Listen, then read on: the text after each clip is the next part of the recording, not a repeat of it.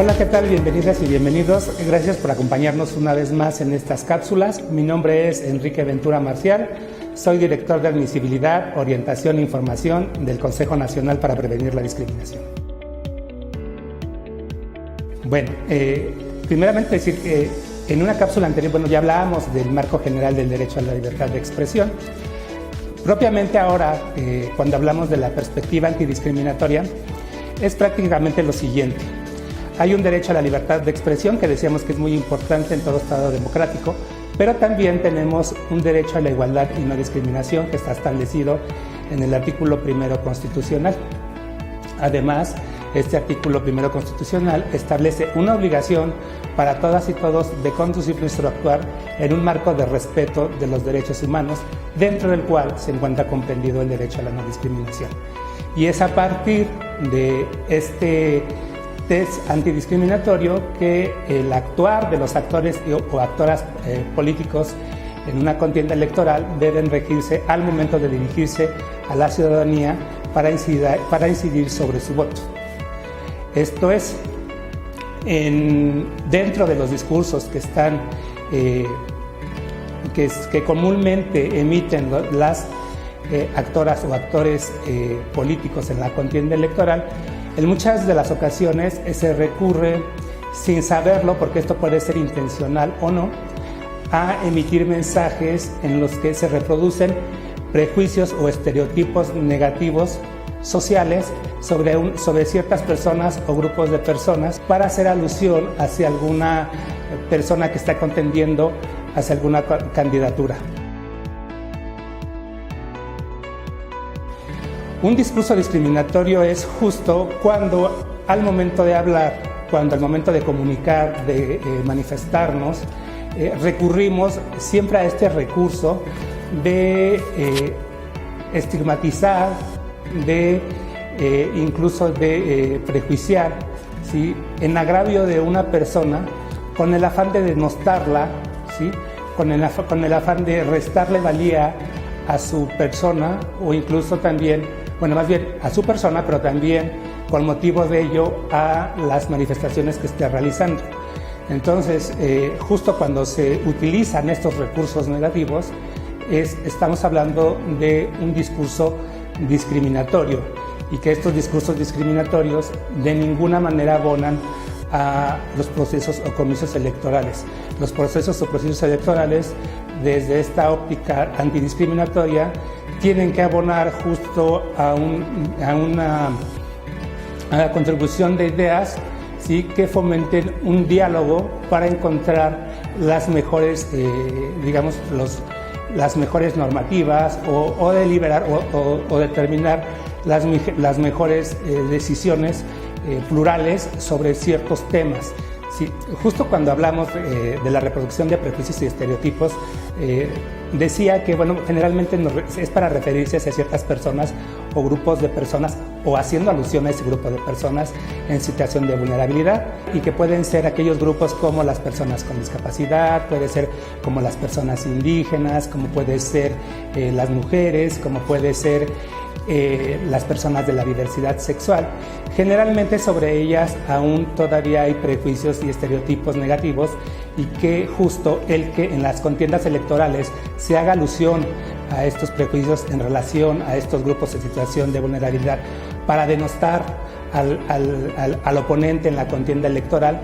constituye una acción o un discurso discriminatorio dentro de este marco o dentro de la perspectiva antidiscriminatoria. Es muy importante decir que además de estos prejuicios y estereotipos, también cuando hablamos de la perspectiva antidiscriminatoria nos referimos justo cuando se hace alusión hacia una persona por alguna característica inherente hacia su persona y se hace mofa de ello, como pudiera ser las personas que portan tatuajes, como pudiera ser las personas por su forma de vestir, de alinearse. Entonces, cuando se denosta por estas circunstancias, por estos motivos inherentes a las propias personas, pues es cuando hablamos de una situación discriminatoria. Ahora bien, es importante decir que muchas de las veces estos mensajes discriminatorios pueden dar lugar a un discurso de odio. ¿Sí? El discurso de odio constituye principalmente, o son aquellos discursos que se elaboran cuyo objetivo es justo incitar a la violencia hacia ciertos grupos de personas, pero en la contienda electoral pues bueno, se puede incitar a la violencia, no necesariamente a un grupo de vulnerabilidad, se puede incitar a la violencia contra un contendiente. Entonces es ahí muy importante cuando debemos de tener cuidado en saber hasta dónde llega la protección de la libertad de expresión. La protección de la libertad de expresión se refiere, o más bien lo que protege el derecho a la libertad de expresión, es justo a las conductas expresivas de las personas, es decir, cuando se trata solo de la emisión de mensajes o de contenidos. Cuando ya no estamos hablando digamos, de esta protección del derecho a la libertad de expresión, es cuando estas manifestaciones o ideas ya están incitando a la realización de una conducta,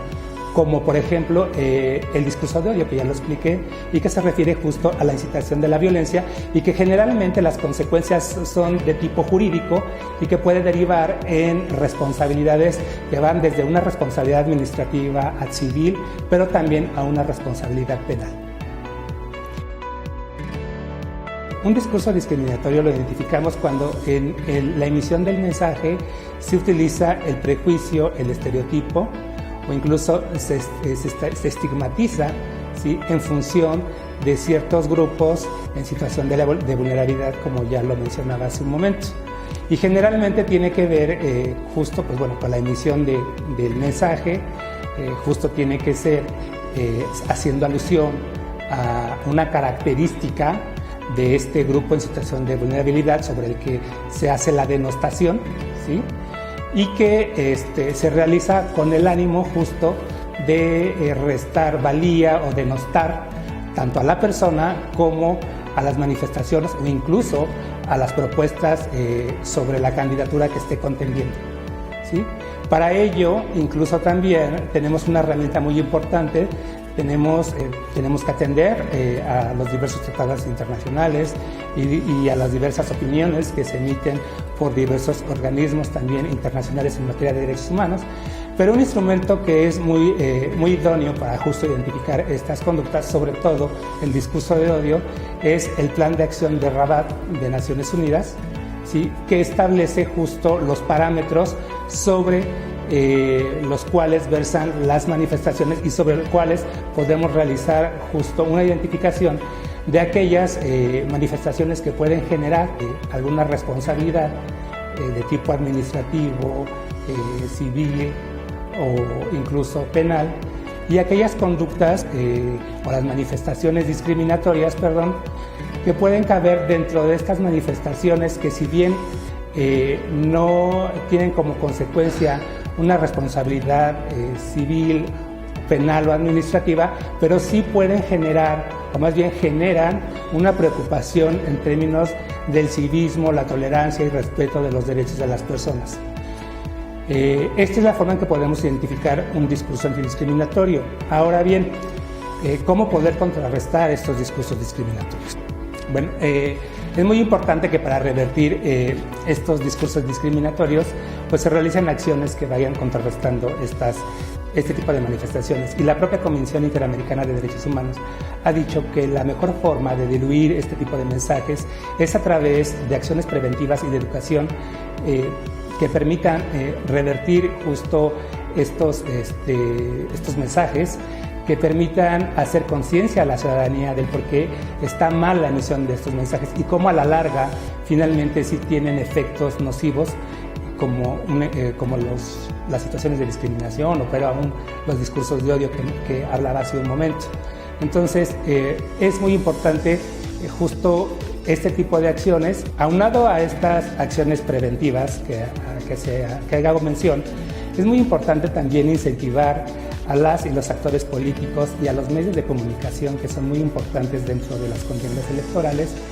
justo a implementar una perspectiva antidiscriminatoria. ¿Y cómo lo vamos a hacer? Justo cuando se promueva a través de los mensajes un lenguaje incluyente y no sexista, y que estos mensajes se realicen en un marco de respeto a la dignidad de las personas. Bueno, pues muchas gracias por la atención a esta cápsula y la invitación nuevamente a que sigan consultando las cápsulas sobre inclusión y no discriminación. Y bien, para una mayor ilustración sobre el contenido de este segmento, les invito a que consulten la página de CONAPRED, es www.conapred.org.mx, donde podrán encontrar mayor información, como algunas acciones que el CONAPRED realiza desde la perspectiva antidiscriminatoria para contrarrestar situaciones de discriminación dentro de las contiendas electorales.